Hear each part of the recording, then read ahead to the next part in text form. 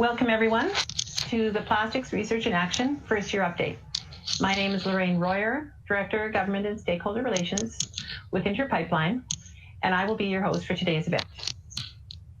1 year ago, we announced the Plastics Research in Action partnership with NAIT to develop solutions to ensure that waste plastics are reused as a valuable resource in the development of other products while reducing their environmental impact. To this end, Interpipeline is contributing $10 million over 10 years to applied research with NAIT to look at ways to reduce plastic waste from entering the environment and removing that plastic waste which is already in the environment. This contribution is also part of a commitment that Interpipeline made to the Federal Strategic Innovation Fund. We have undertaken this initiative because we believe that plastic is a valuable commodity that belongs in the economy, not the environment. It's important that as a society, we get plastics right. When plastic products complete their usefulness, they don't belong in landfills or the environment and should be considered a valuable resource that can be recycled and reused. When a plastic product continues to be reused or recycled and enters the production cycle again and again, this is known as a circular economy. At Interpipeline, through this partnership with NAIT and other initiatives, we are looking at ways to contribute to tangible, applicable solutions and contribute to the creation of a circular economy. You know, we take great pride in the fact that we're developing North America's first integrated propane to polypropylene complex right here in the heartland of Alberta. It's called the Heartland Petrochemical Complex. Being a safe, responsible operator and producer of quality, recyclable plastic is something that Interpipeline intends to be proud of as well. We are proponents of the circular economy. We are members of the Chemistry Industry Association of Canada's UN-recognized Responsible Care Program, and we support several initiatives, collectively and individually, to help ensure that plastic flows back into the economy and not the environment. Today, you're going to hear about one. We are excited to be working in partnership with NAIT, a world-leading polytechnic dedicated to helping industry develop practical, impactful solutions to address their specific needs and challenges.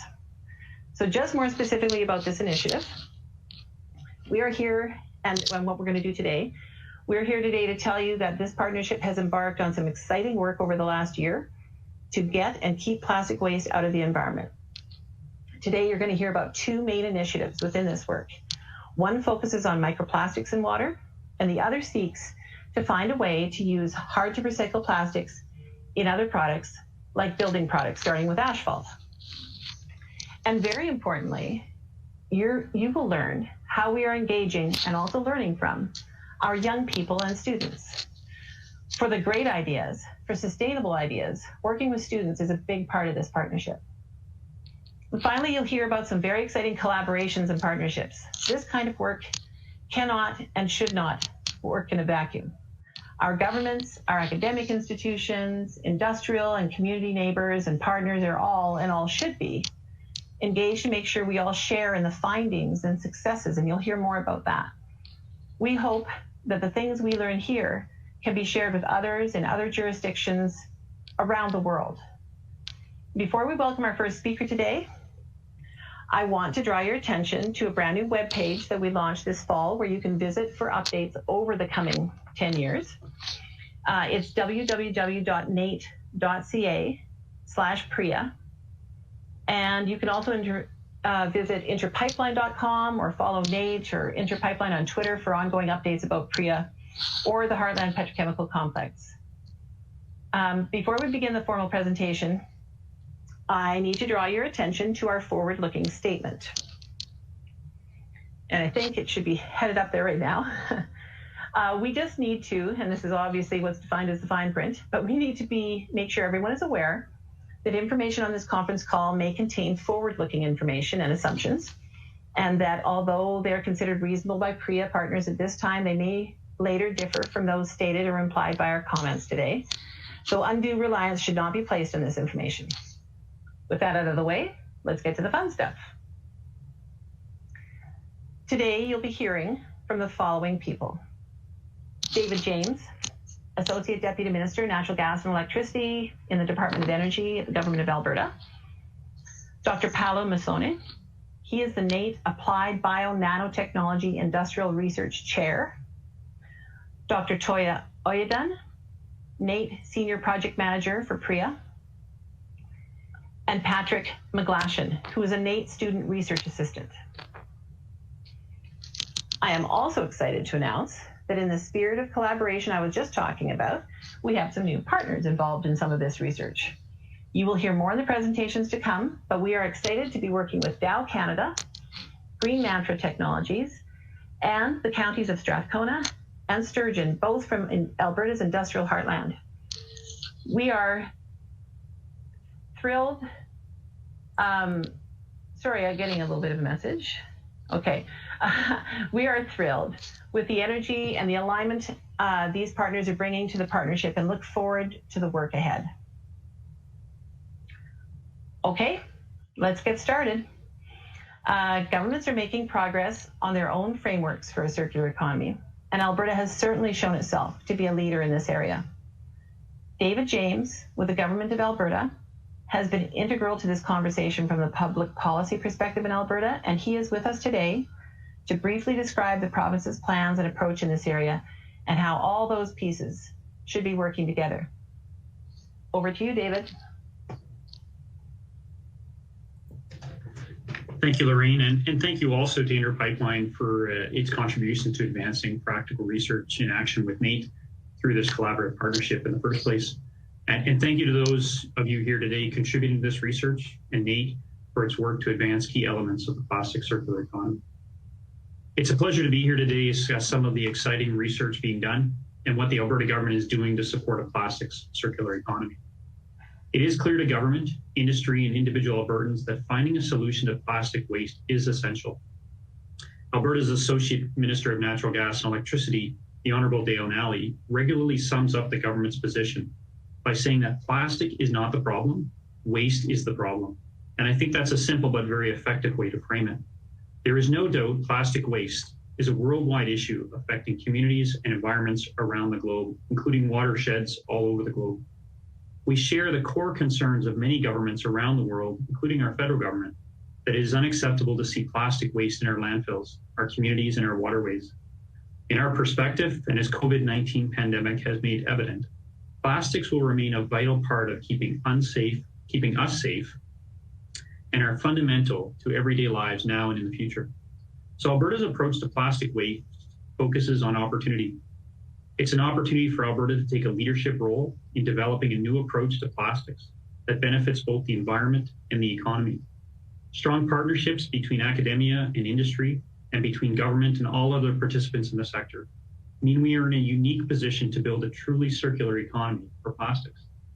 The Government of Alberta recently announced our natural gas vision and strategy, an outline of where we see this industry moving in the future, covering 5 distinct pathways within the natural gas value chain. This includes advancing a hydrogen economy and developing liquefied natural gas projects to export our natural gas to meet global energy needs and achieve environmental outcomes. Developing a circular plastics economy is also one of the 5 key growth areas we identified as part of that strategy along the value chain. And our goal for that growth is an ambitious one: to become the Western North America's center of excellence for plastics diversion and recycling by 2030. That leadership will extend from researching and applying advanced chemical recycling processes through to world-leading mechanical recycling and diversion systems, all building towards economies of scale that enable us to become the go-to recycling center for Western North America. The obvious question is, how do we get there? Our strategy lays out a series of steps to answer that question and move us towards a circular economy. In the short term, we're studying the foundations of where we have opportunities and where key collaborations, like those between Interpipeline and NAIT, are already taking place. We are also working with the sector to examine what policies government could put in place to enable the circular plastics economy. Enabling the research and innovation system will be critical to advance the new techniques and practices required for long-term solutions in the circular plastics economy. Looking to the medium term, we will look to promote successful research outcomes, like the ones being discussed today, to try and expand their use to larger arenas. This could include international partnerships that invite further investments in emerging technologies. We'll also be exploring joint funding and support for pilot projects in order to build the capacity of key industrial clusters to use those technologies on scales that can prove their utility to businesses and communities. And in the long term, we plan to help accelerate those technologies and discoveries into commercial deployments, moving forward advanced chemical recycling techniques and technologies with the support of industry and municipality to deploy them across the province, complementing the mechanical recycling systems already being implemented and growing. Because once that's taken place, we see the potential for huge benefits, both environmentally and economically. Alberta's existing recycling economy creates about 7,500 direct and indirect jobs, but increasing our recycling could create an additional 13,000 jobs and $1.4 billion in economic activity. Across Canada, failing to recycle plastics represents a $7.8 billion lost opportunity each year. So if Alberta reaches its potential in this area, we would be able to capture much of this lost value. By capturing the mismanaged plastics, which would be going to waste in other jurisdictions, and turn into high-valued recycled plastics. And Alberta truly does have some unique capabilities to help us reach that goal. Our petrochemical industry is already Canada's largest, and growing our plastic feedstock will give us access to economies of scale other recyclers won't be able to match. We recently launched the Alberta Petrochemicals Incentive Program to draw investment into the petrochemical and plastic sectors, strengthening our ability to leverage new technologies to meet growing demand for recycled plastics. We have goals to become a leading hub, not just in plastics recycling, but in petrochemical production. And we see the two industries going in tandem, supporting one another and producing positive economic and environmental outcomes at the same time. Our existing industrial clusters, like the Alberta Industrial Heartland, where IPL is situated, also give us advantages in terms of proximity and our ability to feed into processes across various connected industries, including plastics and hydrogen. It's important to note that much of this work is already underway. In addition to supporting partnerships like the one we're discussing today, the Alberta government is also proud to support the Plastics Alliance of Alberta. We're excited to see these new partnerships, which NAIT also co-chairs and which features a number of industry groups, positioned to foster further collaboration at key points along our path to establishing a circular economy. Government on its own is already taking steps needed to advance the work of enhancing recycling practices in Alberta. My colleagues at the Ministry of Environment Parks are taking the lead on examining a number of policy initiatives related to helping enable that economy. This includes consideration around extended producer responsibility, which has not yet been introduced in Alberta, as well as provincial recycling programs. Alberta is also hard at work to show investors around the world that we can be environmental leaders while simultaneously developing our energy and our other natural resource industries. We know that investors are increasingly looking for high standards in environmental, social, and governance factors, and pursuing a circular economy for plastics will only strengthen Alberta's reputation for strong leadership in these areas. So as we advance these initiatives, it will be continued collaboration like the kind we are discussing today that will be the key to Alberta's success, to all of our success. So thank you again for having me, and I look forward to hearing about the work the researchers are undertaking and for all the great opportunities ahead of us. Thank you, David. We're very encouraged by that new framework and excited about the circular economy goals. A great example of what David is talking about is the collaborative and innovative work we'll hear about next. We're going to have the research experts outline the projects for you shortly. But first, a quick video to show you some footage from the Microplastics in Water project from this summer. Go ahead with the video.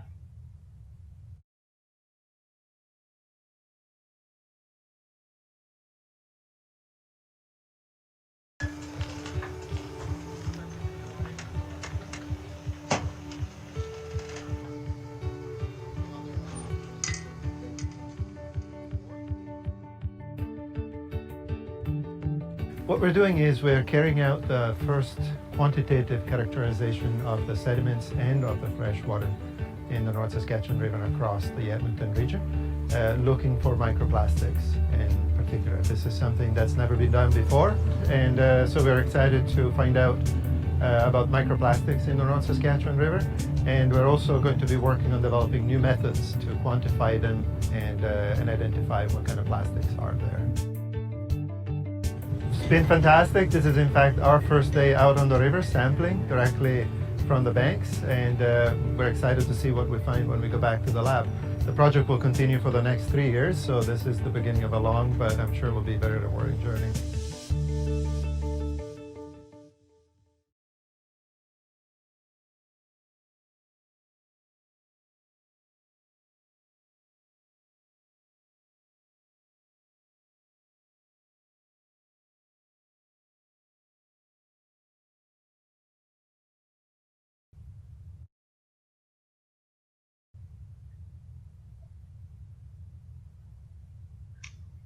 All right. That was great. A lot of good work done out there this summer, and I think a little bit of fun.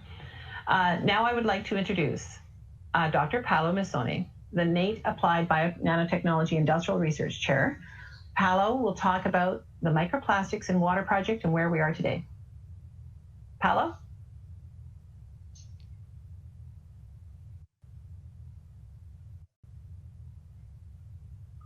Good morning, everybody. My name is Paolo Mussone. I'm a scientist at NAIT. I'm excited to talk to you today about the research that my team is doing, contributing to developing solutions to identify and monitoring microplastics in our environments. Microplastics are all around us, and they come from many different sources. Microplastic science, however, is a complex and multidisciplinary field, and it's in its infancy. A lot remains to be discovered. A lot of it is uncertain. There are many studies that have been carried out to date to try to investigate microplastics in our environment. However, the methods that have been used lack standardization. And this creates a problem because there continue to be data gaps, and the data that have been generated are difficult to compare with each other. This is where our project comes in. The goal of our project is to develop protocols that can be accurately and efficiently used to evaluate how these microplastics occur in the environment and to characterize them. We're specifically focusing on river freshwater systems. We're bringing our research into practice by applying these methods that we're developing in our very own backyard. We are carrying out the first systematic study on microplastics in water and sediments along the North Saskatchewan River within the Edmonton municipal region. Our research will contribute to the body of knowledge that is emerging around this science and will help develop solutions to address the issues of microplastics in the environment. I'm excited that this effort will allow Plastics Research in Action partners to work very closely with our local community, other research institutes, and government to help deliver more effective strategies to protect our local environment. We started this project on April 1st of this year, and we'll be able to continue for the next 3 years, so we'll wrap up at the end of March of 2023. We have developed a complete process that includes the ability to sample, characterize the microplastics that are in those freshwater and sediment samples. And by doing this, we're creating a large inventory of data over a very short period of time using techniques that are at low cost. Lorraine mentioned before, this is not work that's done in a vacuum. In fact, it requires deep and integrated collaboration. And to that end, I'm very pleased that Dr. Jim Lewang at Dow Canada and Fort Saskatchewan is a key member of our partnership and is helping with the characterization work. I would like to introduce Jim. Shortly here, you will see a contribution from him and from his team.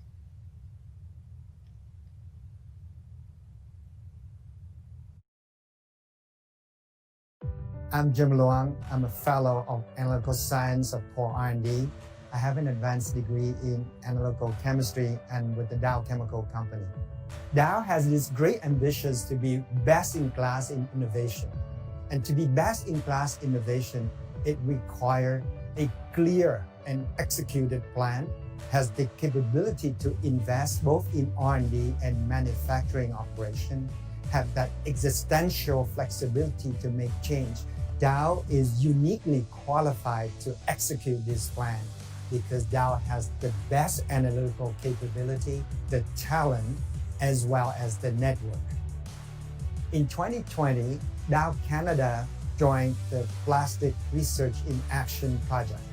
The objective of the project is to develop effective and efficient protocol for the accurate characterization of plastic in the river. One of the biggest challenges of this project is to accurately identify the presence of plastic in a very complex composition, such as silt and sands.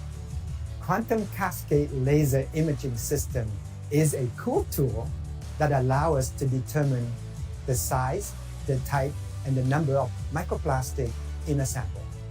One of the biggest milestones that we have accomplished is the successful implementation of these technologies We are currently developing methodologies, and we hope that we'll have the provisional methodology by the end of 2020. Collaboration is highly critical for this project because in science is team sport. Dow has this mantra of seek together, working with our partner and our customer to bring about better solution for our society. And the issue with microplastic, we need everybody's involvement.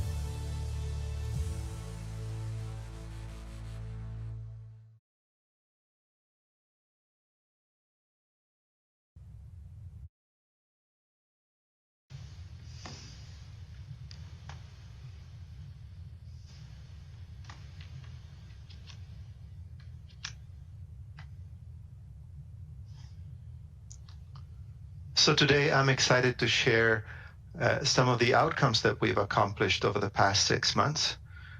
We have completed the largest collection of freshwater and sedimentary samples on record for the Edmonton region, specifically for the purpose of studying microplastics in the environment. We have also developed a platform that will allow us to sample, continue sampling, and identifying those microplastics in those samples. We have also trained a recent NAIT graduate student from our chemical technology program, Patrick. You'll hear from him soon. And we're looking forward to continuing this critical task for NAIT, continuing training students in the future. Going forward, I'm very excited to be able to share science facts about microplastics as they occur in our environment for the benefit of all Canadians. I'm also looking forward to continue training these students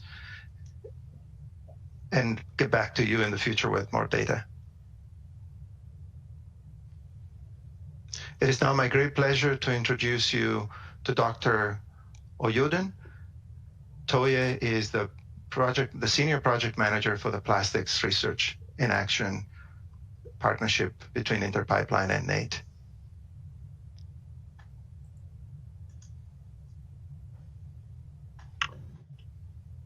Thank you so much, Dr. Mison. My name is Adetoye Shoyedun. I'm the Senior Project Manager for Plastic Research in Action, and I will introduce you to another exciting project under the PRIA partnership, the Ashford Project, that is the development and demonstration of novel recycled plastic modified asphalt for Alberta climatic condition.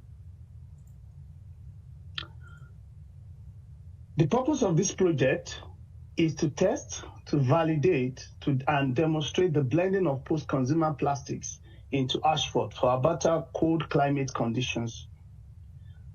As for timeline, the project will consist of 3 phases and will take approximately 2.5 years. Phase 1 of this project will be the identification of suitable waxes that has been produced from post-consumer plastics for blending with Alberta-based asphalt samples. When that is done, we proceed to phase 2, which is the testing and the confirmation that the modified asphalt product meets the testing requirements for Alberta roadways and climate condition. And with that, we move to phase 3, which involves the feed demonstration and the testing of the sample in the feed.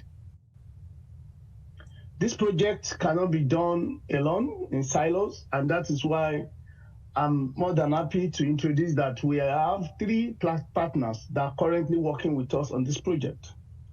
The first one is Green Mantra Technologies, and they are clean technology leader that utilize its advanced chemical recycling technology to transform waste plastics into value-creating synthetic waxes and polymer additives. Green Mantra Technology is committed to cost-effective transformation of plastic waste into valuable products. And in this current project, they are going to be providing support through staff expertise and use of their proprietary technology for blending with asphalt and testing the recycled plastics modified asphalt samples. We're also working with Strathcona County and Sturgeon County. They are both located in the Alberta Industrial Heartland, which is the Canada's largest petrochemical and hydrocarbon processing center. The two counties will provide testing sites for later in the project, and they will serve as project advisors to provide municipal perspective to the project. I would like to announce at this point that we are currently looking for an Ashford partner for this project. So far, we've been able to identify and confirm the project partners as highlighted in the previous slide. And also, we've been able to define the project scope and the timelines for this project. Before I speak to the next steps for this project, I would like to highlight what excites me about this project. Number one, this project has potential to redirect a large amount of plastics into another use. Number two, it has great impact for the municipalities. And lastly, it brings together the right partners. So in terms of next steps, we're going to confirm the Ashford partner for this project, and we initiate the project in terms of phase one of the project. We're going to be hiring NAIT students for this project, and we're going to complete the phase one of the project, which is identification of suitable waxes for blending with Alberta Ashford samples.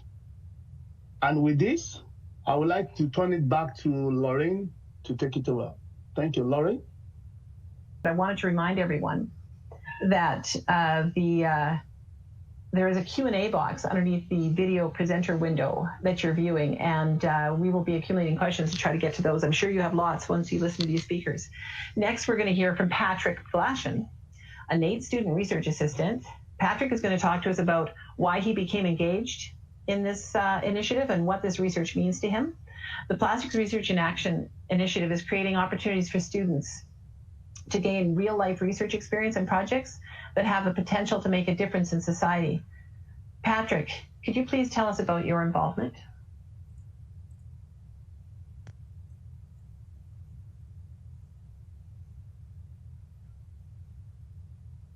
Thank you for the kind introduction, Lorraine. And thank you to everyone for your time today and the opportunity to speak on the involvement of students with PRIA. So hello everybody and good morning. My name is Patrick Mcglashan. I am a 2020 graduate of the Chemical Technology program at NAIT, and I am currently a student research assistant working in the laboratory within the Applied Bio-Nanotechnology Industrial Research Program. I work under the team of Dr. Paulo Musone and the PRIA Monitoring Microplastics in Water project. I want to begin with a quick throwback to my young mindset.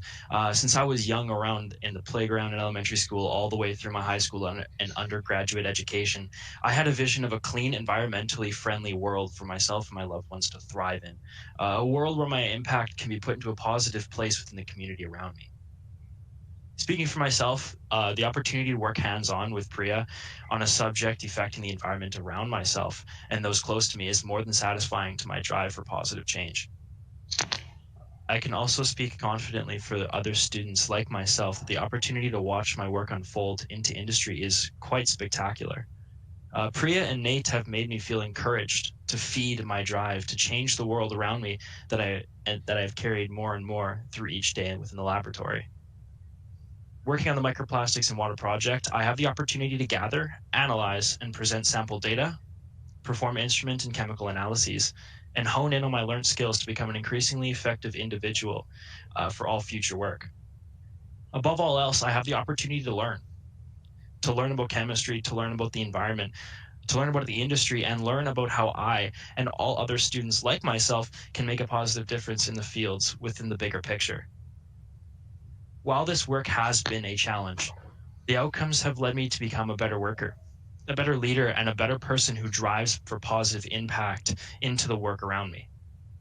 All of which I owe to the brilliant opportunity to learn within this project.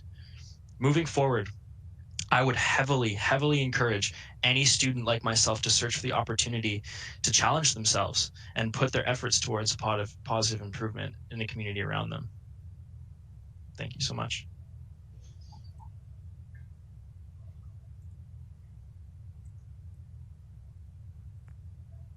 Thanks, Patrick. We really appreciate you sharing your experiences and your passion with us. We're going to get to questions in a minute. I'm sure people have questions for you. We just have a couple things. I wanted to point out at this point that there will be opportunities, as Toya mentioned, in terms of an Asphalt partner, but in others. There will be opportunities for collaboration on future applied research projects focused on the reuse and the recycling of plastics. If you or your organization is interested, please visit the Plastics Research in Action webpage for contact information regarding future opportunities. And I think we're coming right up to the end here. I want to thank everyone. Special thanks to our industry and municipal partners who have joined us for this very exciting next phase. And now that we are truly up and running, we'll post updates on our website and our social media going forward. We're going to open the floor to questions. As I mentioned, there is a Q&A box at the bottom of your viewing window. We're going to take as many questions as we can in the allotted time. If we can't get to all of them, we will take a note and try to respond. For any media on the call, we are pleased to take your questions now, but if you have more than one or two, we'll be happy to connect with you after the call to either Interpipeline or NAIT's media relations team. As the questions are coming in, I'm going to use the power of the moderator's chair to ask the first question. Paolo, you mentioned that microplastics come from a lot of different sources. I wondered if you could elaborate a bit. Certainly, Lorraine. We know that microplastics occur pretty much everywhere on the planet. They've been found from the heights of the mountains down to the depths of the ocean. And the real problem with microplastics and the fact that they occur everywhere is that they come from plastic that has been abandoned in the environment, that has been inadequately disposed of. And so the work that we're doing through this partnership is crucial about retaining that valuable commodity into use and into our economy, not dispersing it into the environment. The first step to limit the problems associated with microplastics is to make sure that that plastic does not end up in the environment in the first place.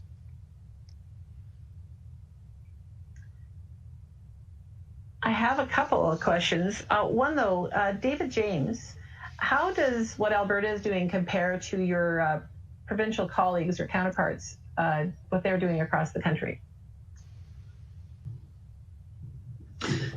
Thanks, Lorraine. Yeah, there's a number of provinces already in the country that have put in place advanced recycling programs, extended producer responsibility programs.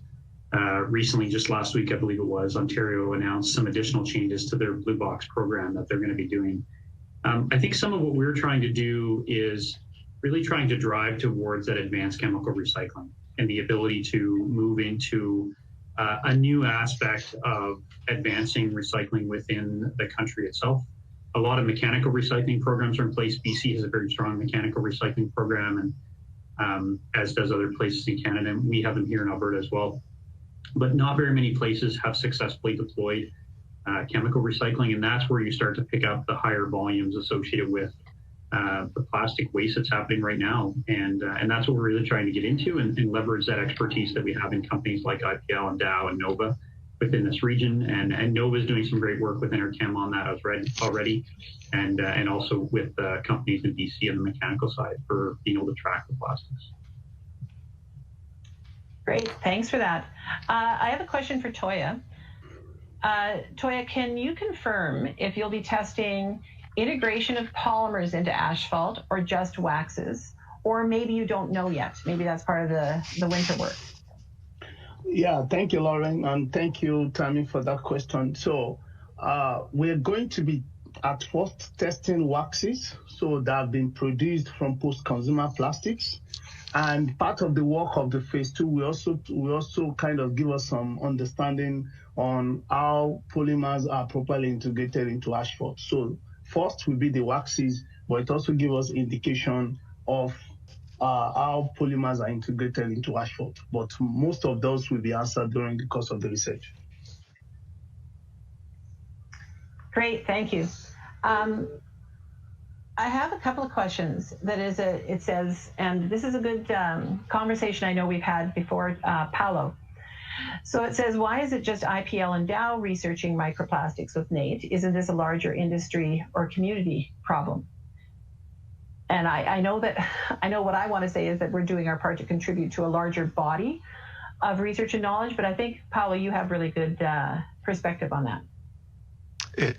It absolutely is, Lorraine. We strategically started with the key components that were needed to make sure that a project of this complexity and of this scale could be carried out. We needed expertise in terms of field sampling and chemical preparation of the samples that come in from the field. And this is the area of science where NAIT really can make a strong contribution. We have experience in that sector. And then we needed to have a partner that can help with a characterization piece of those microplastics that we collect in the environment. And the Center of Excellence that Dow Canada operates out of the Fort Saskatchewan site is a global leader in that space. In a sense, it's the perfect marriage of science to make sure that the entire platform, from sampling all the way to characterization, is carried out in one single location.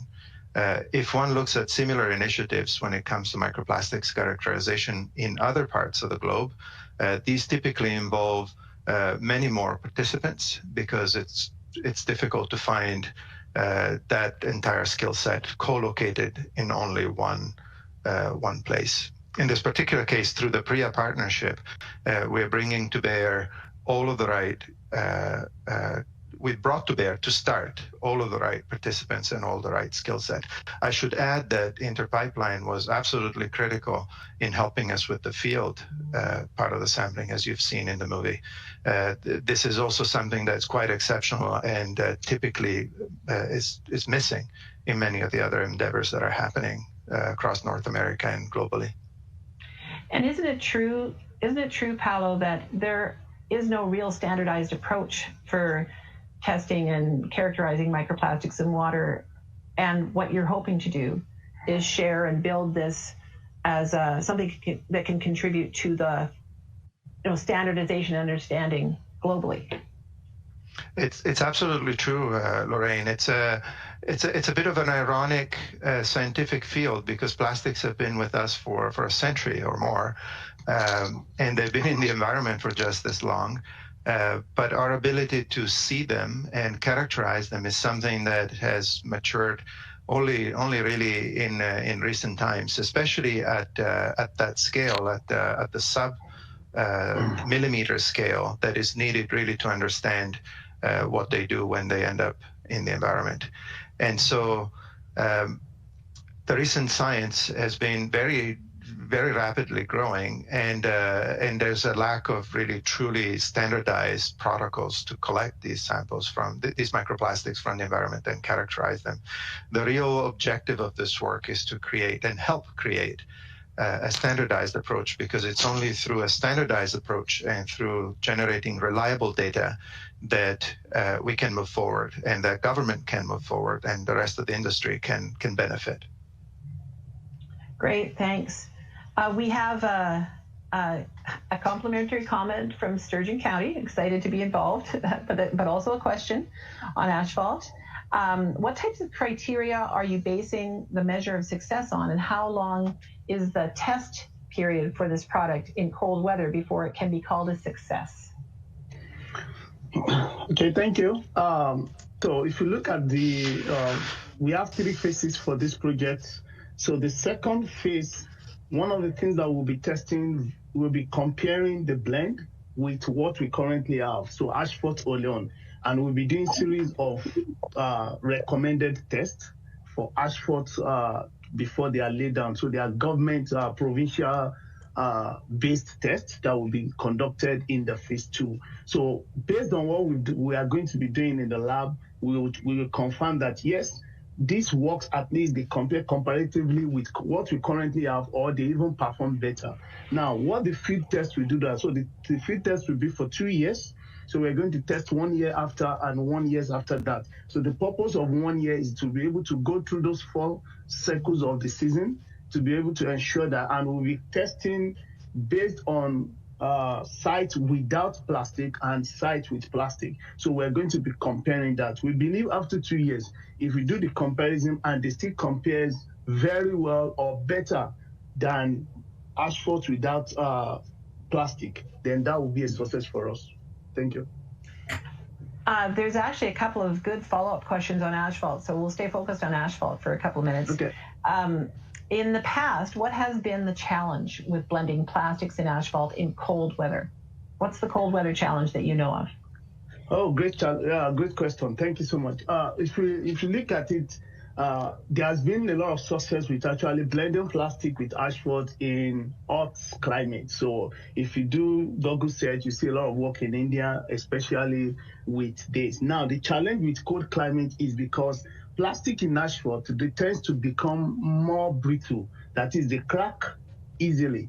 So it is expected that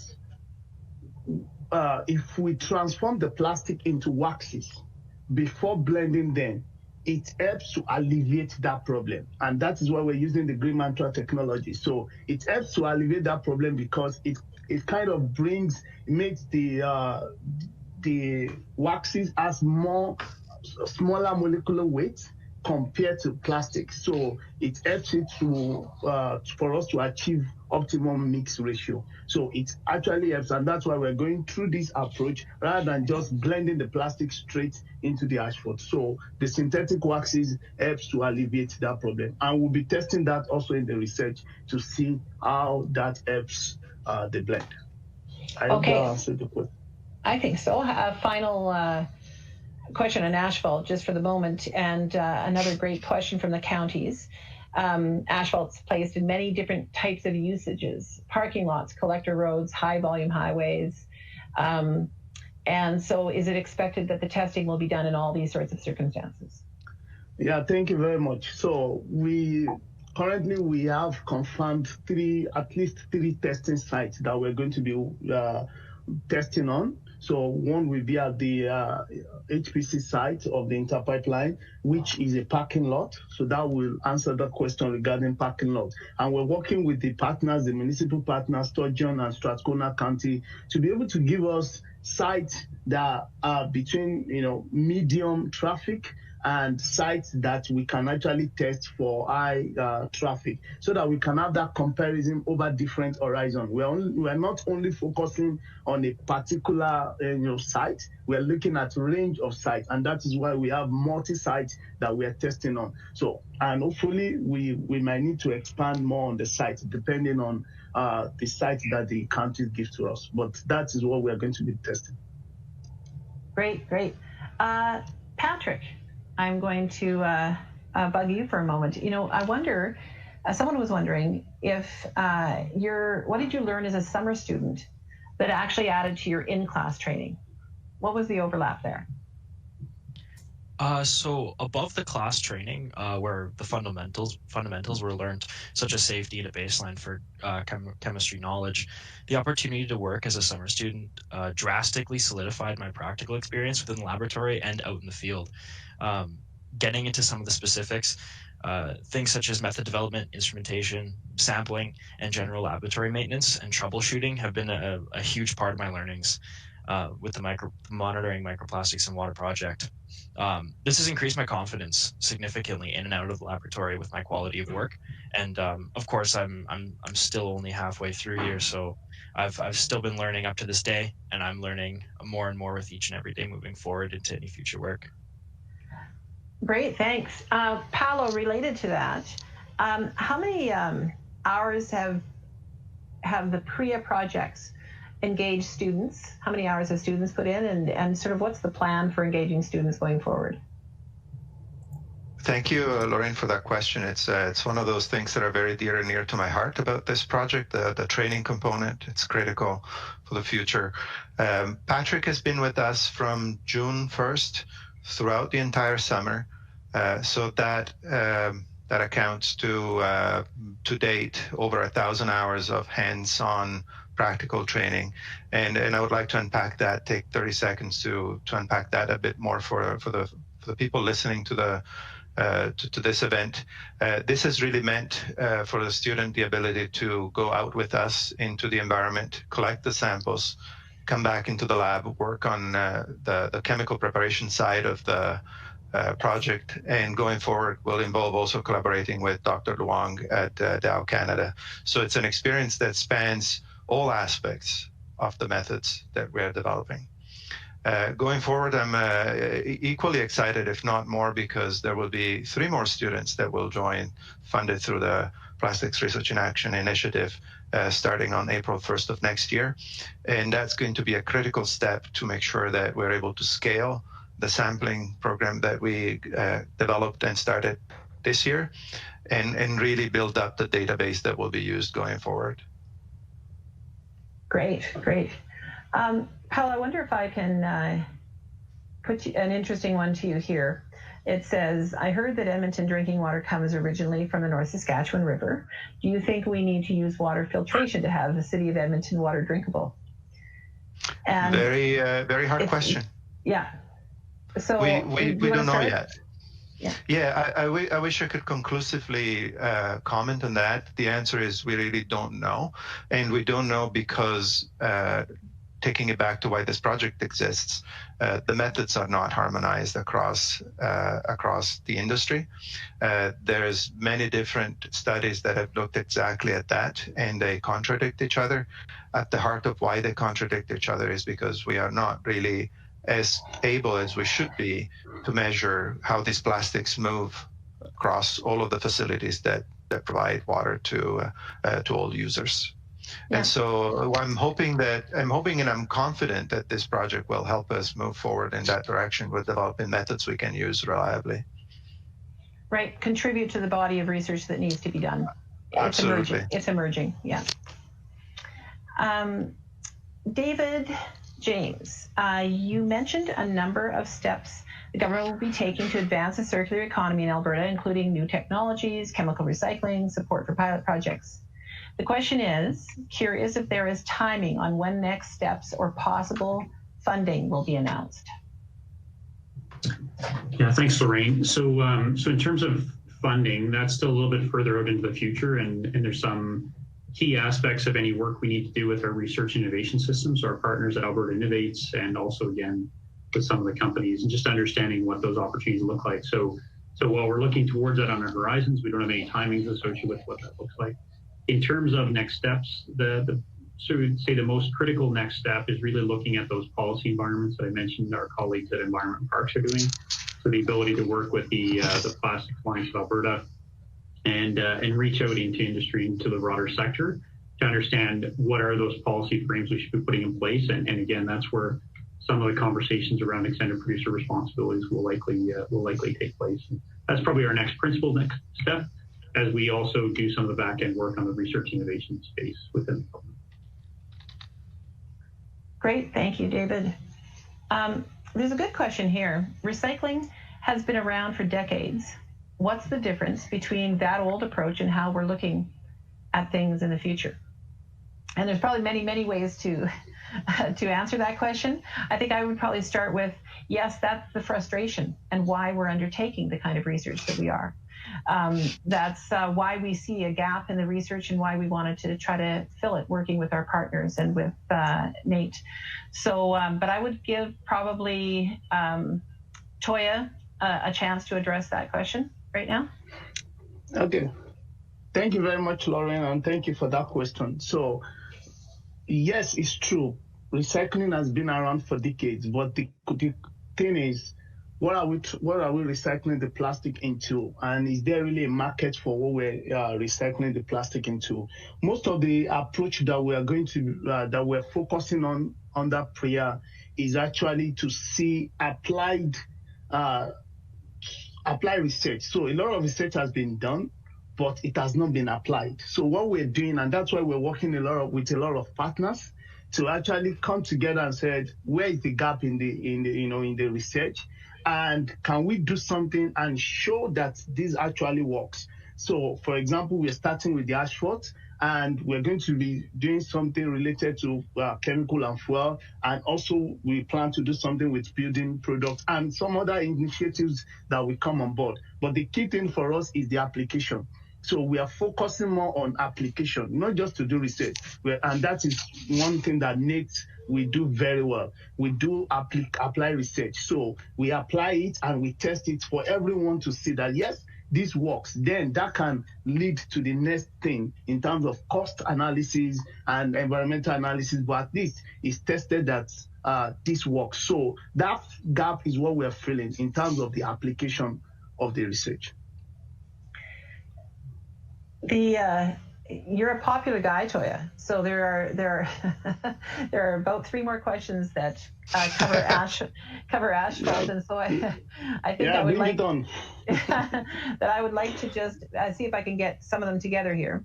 But it says, so first of all, with regards to the Asphalt project, is there an expected lifespan of an asphalt/wax mix as compared to the current asphalt lifespan, or is it included as part of the project study implementation stages? Like, what are your thoughts on that?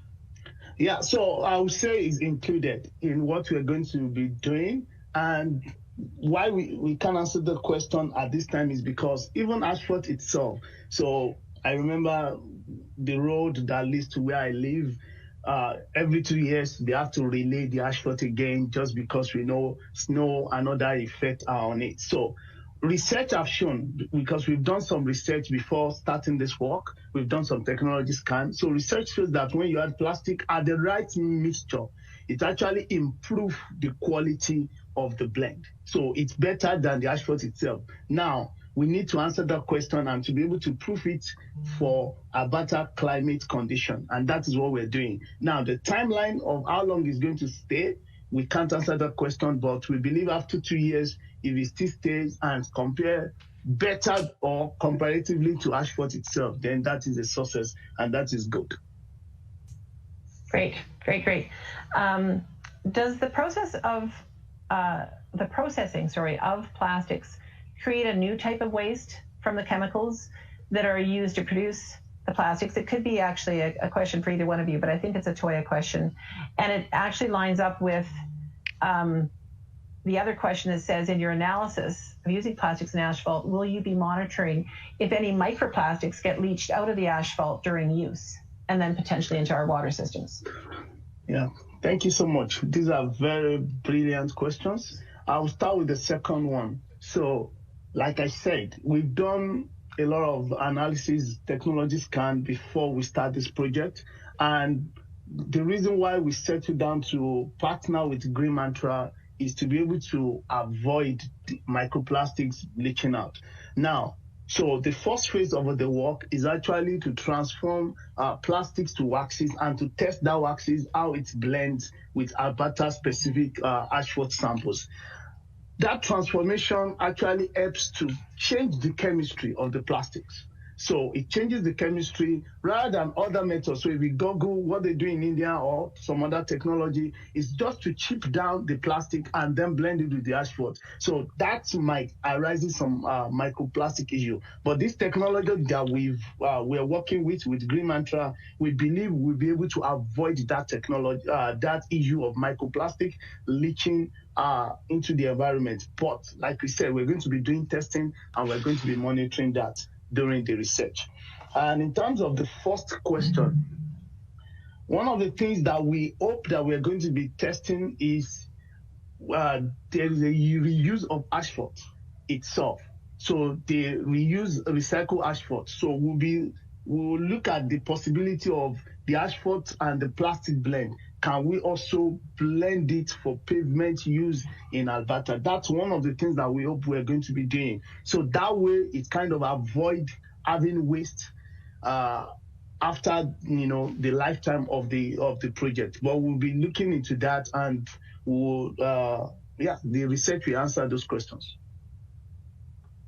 Great, thank you. David James, I have a question for you, and it's a pretty broad question. That's why I'm going to throw it to the government guy. And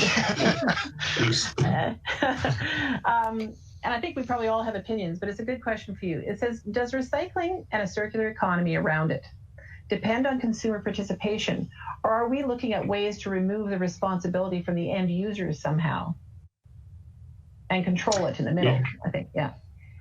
Yeah, I think the reality of plastics, and I think about this when I'm at home with, with the waste plastic that I throw in the garbage. What I've been talking about with my kids is we all have a responsibility associated with this. What government needs to put in place, and government's view is we need to put in place the policies that enable the system as a whole to be effective. And that's going to include consumers and how consumers treat plastic and how they see the opportunity to recycle that plastic and take seriously recycling programs.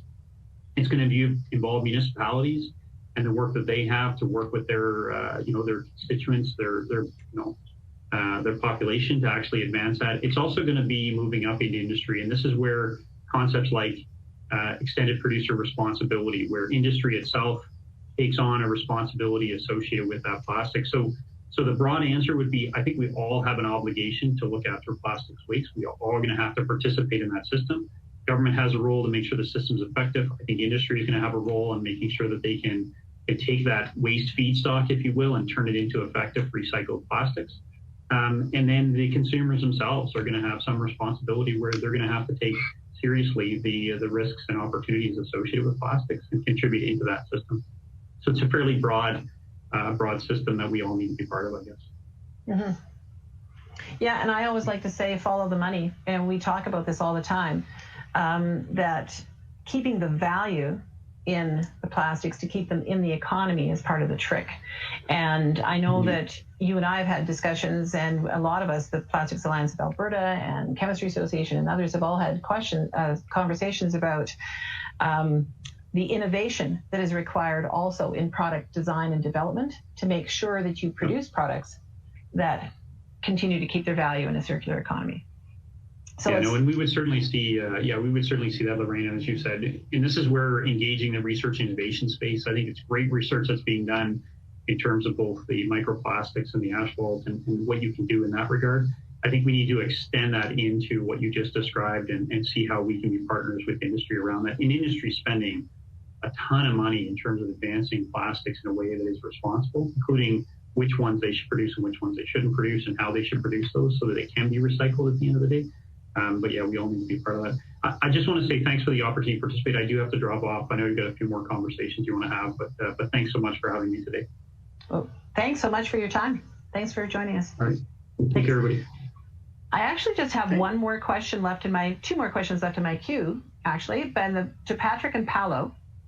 Have you been surprised by any of the findings so far, or has it been as expected?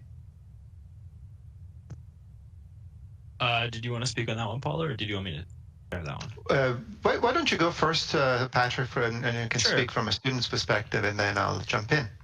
Sure.